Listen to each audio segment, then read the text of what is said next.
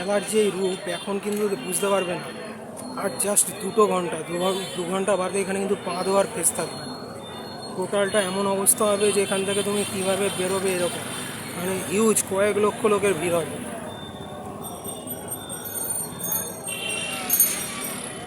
আর এবারে প্রত্যেকটা রথযাত্রা কমিটিকে হিউজ অ্যামাউন্ট কিন্তু সরকারের তরফে দেওয়া হয়েছে।